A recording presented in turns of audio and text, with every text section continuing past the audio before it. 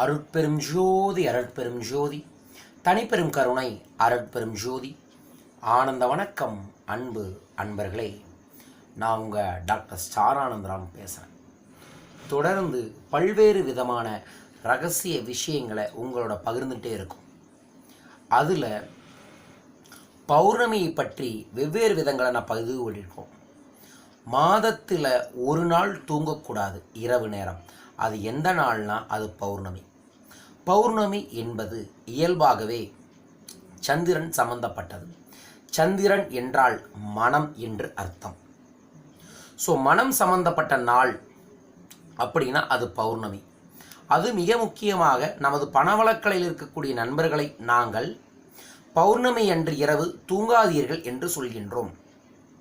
ஏனென்றால் மனம் சம்பந்தப்பட்ட அந்த நாளில் தூங்காமல் நாம் இருந்து நம் மனதில் தேவையான ஒரு விஷயத்தை தெளிவான முறையில் உருவேற்றிவிட்டால் அது மிக விரைவில் வாழ்க்கையில் கைகூடும் என்பதுதான். அது என் வாழ்விலும் என்னை சார்ந்த பணவளக்கலை மற்றும் ஆனந்த ரகசிய பயிற்சியில் பங்கேற்ற அன்பர்களின் வாழ்விலும் நடைபெற்ற உண்மை. பௌர்ணமி அன்று நாம் உறங்காமல் விழித்து கொண்டிருந்தாலே நல்மாற்றங்கள் நிச்சயம் கிடைக்கும். ஆகையால் அன்பு நண்பர்களே, நீங்கள் எந்த ஊரில் இருந்தாலும் சரி, பௌர்ணமி அன்று அந்த ஊரில் இருக்கக்கூடிய மலை கோயில்களுக்கோ அந்த ஊரில் இருக்கக்கூடிய மிக முக்கியமான கோயிலுக்கோ சென்று இரவு அந்த கோயிலில் இருங்கள். கோயிலில் நடக்கக்கூடிய பூஜையை காணுங்கள், மந்திரங்களை ஜபியுங்கள், அங்கு நடக்கக்கூடிய சேவையில் கலந்து கொள்ளுங்கள். அவ்வாறு செய்யும் பொழுது நமது மனம் ஒன்றுபடும், வென்றுவிடும். நீங்கள் கவனித்து பார்த்தீங்கன்னா பௌர்ணமி கிரிவலமும் இதை நோக்கி தான் வந்தது. ஸோ மனதை திறன்படுத்துவதற்கான ஒரு நாள்னா அது பௌர்ணமி. அந்த மனதில் உங்களுக்கு தேவையானதை விதைக்கக்கூடிய நாளும் பௌர்ணமி தான். ஸோ ஃபுல் மூன் அப்படிங்கிறத நீங்கள் கவனிச்சிங்கன்னா உங்கள் வாழ்க்கையில் ஃபுல் என்ஜாய்மெண்ட் கண்டிப்பாக கிடைக்கும். ஸோ சந்திரன் என்பவன் மனம் சம்பந்தப்பட்டவர். அந்த மனம் சம்பந்தப்பட்டவரை நீங்கள் தரிசிக்க, சந்திர தரிசனத்தை பெற, சந்திர அகர்ஷணத்தை பெற நீங்கள் பௌர்ணமி தினமன்று ஏதாவது ஒரு கோயிலுக்கு சென்று கிரிவலம் வாருங்கள், அல்லது உங்கள் வீட்டிலேயே இருந்து கண் விழித்து நல்ல விஷயங்களை படியுங்கள். அது திருக்குறளாகவும் இருக்கலாம், அருட்பெரும் ஜோதி ஆண்டவர் அளித்த அகவலாகவும் இருக்கலாம், திருமூலர் அழிவிய கொடுத்த விஷயங்களாகவும் இருக்கலாம், திரு மந்திரங்களாக இருக்கலாம். ஏதோ ஒரு மந்திரத்தையோ ஏதோ ஒரு புத்தகத்தையோ படித்து கொண்டு மனதில் உங்களுக்கு தேவையானதை விதையுங்கள்.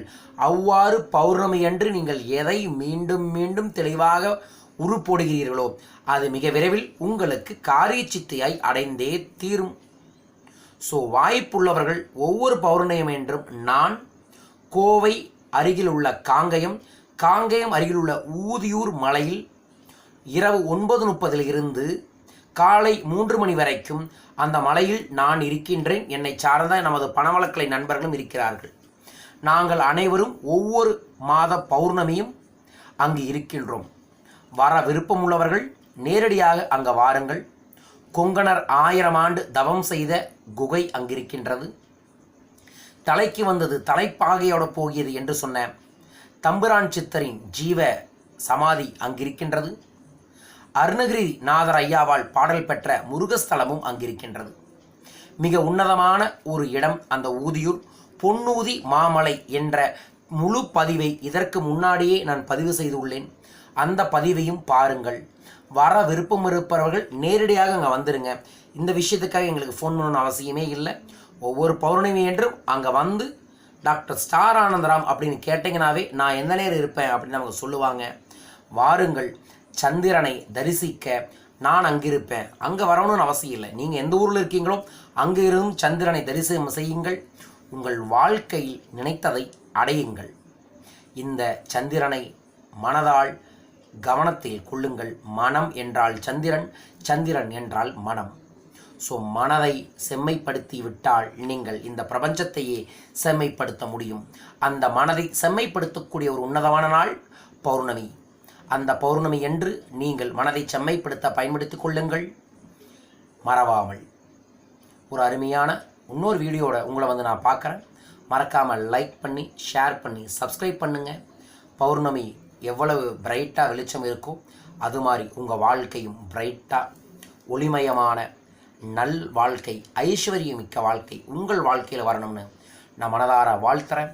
வாழ்க பணமுடன். நன்றிகள் கோடி.